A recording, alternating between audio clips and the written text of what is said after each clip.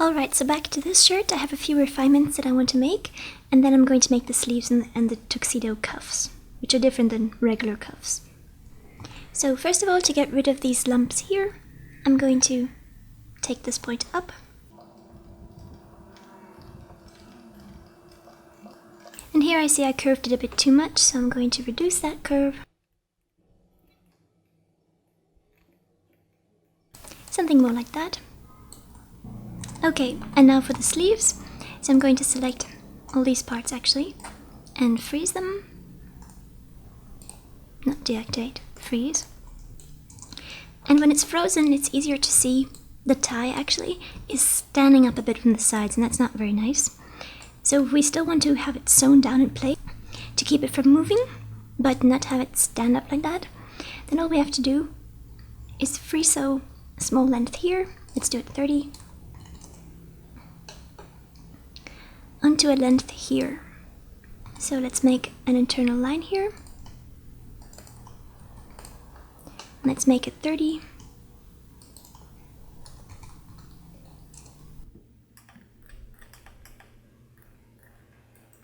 Activate our tie.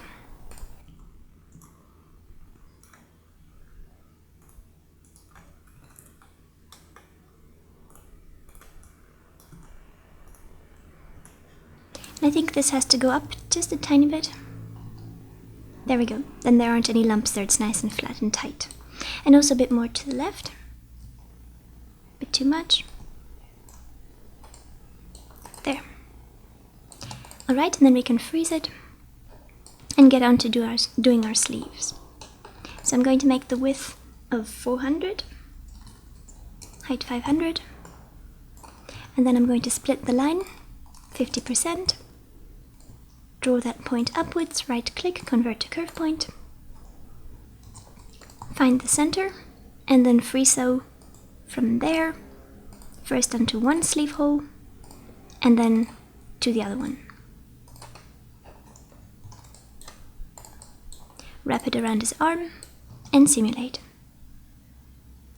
I'm going to put the shirt fabric on the sleeves.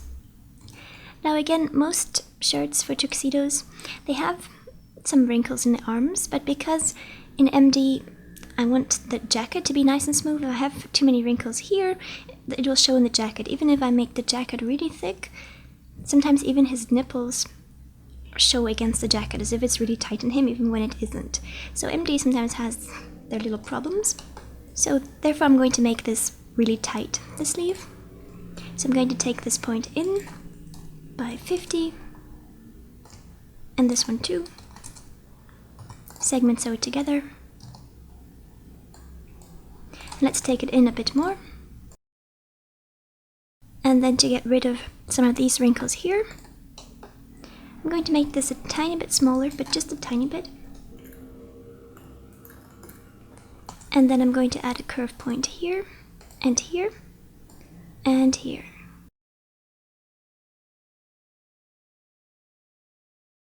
Now I'm going to activate the front and back patterns of the side only, and see how it reacts to the sleeve. And then I'm going to take this point in a bit more. If you take it in too much and it's smaller than the armholes by too big a difference, the shirt might start gathering, so it's good to have it active while we do that. And that looks good. It's pretty tight against him, not too many wrinkles. Now I need to make it a tiny bit shorter so I can add the cuff onto it. So I'm going to take it up by 20. There we go. And now for the cuff. Then for the cuff, I'm going to take my rectangular pattern tool and make the width the same thing like the line here, and the height 50. Unlike other cuffs, the tuxedo cuffs sort of close here, and then they have this cuff link. So I'm going to bring up my arrangement points, and I'm going to select this point and then check to see that it's wrapping correctly. I want them to meet around here. Take this down a bit so we can see it better. Hide the arrangement points, and now if we just segment sew it onto there, you can see it's not going to stay where we want it here. It's going to pull it around to sew to here, because this edge is sewing out to here and this edge to here. and it will rotate it around. So I don't want that. I don't want this effect. I want it here, the connection to be here, or even a bit more over here. So we have to change this way it's sewing. We have to sew this part onto here. So I'm going to add a point around where I think it should be. So let's say 60. And then I'll take my edit sewing tool and push this green line back to here. Now we can see that it's pulling from this side because we made this distance smaller. We didn't do anything here yet. So let's add a point here at 60 as well. And then push the sewing from the side, and now you can see it's nice and straight. And if we simulate, there it is. Now we have to deal with this part here, and this bit here has to sew onto here. And then these parts are going to sew together. And then for the cuff link, I'm going to make an internal rectangular, copy it and paste it here, hold down Shift to slide it across. Then take my free sewing tool, double click, and double click, hide the line lengths so I can see if the notch is in the right place, and it's wrong. You can see here it's on the bottom, here it's on the top. So let's reverse that. And now they're both on the bottom. Simulate. And I reduce the particle distance to 10. And I'm going to call this shirt cuff and load in my preset for the shirt cuffs. I'm also going to give it a thickness of 2, and that just makes it a bit stiffer.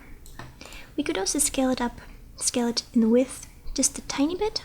If you scale it too much, it will stick out too much, and also the shirt will start gathering into it, but a little bit is good. And then if you had a 3D cuff link, you could put that on afterwards, but I don't have a 3D one, so I'm just going to copy this as a pattern, and I want to sew it onto this side.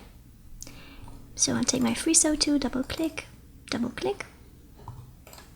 and this is going to be my button, so I'm going to add a fabric for buttons. And load in my preset for the buttons. Drop that on my cuff link, and I'm going to give it a thickness of 2 as well, and particle distance 10. Superimpose over, not under, over. And there we go, we have some kind of a temporary cuff link. Then I'm going to select the sleeve and the cuff link and the other piece, copy, and symmetric paste it, and then sew from the middle here to the front, and then from here to the back. Select it and move it onto his arm. He's got a slight different pose in this arm, so I have to rotate it. I think those sleeves have to be a tiny bit longer, so let's do that. And I'm going to bend his finger because it's in a queer kind of pose. Alright, so that's for the shirt, and now let's make the trousers.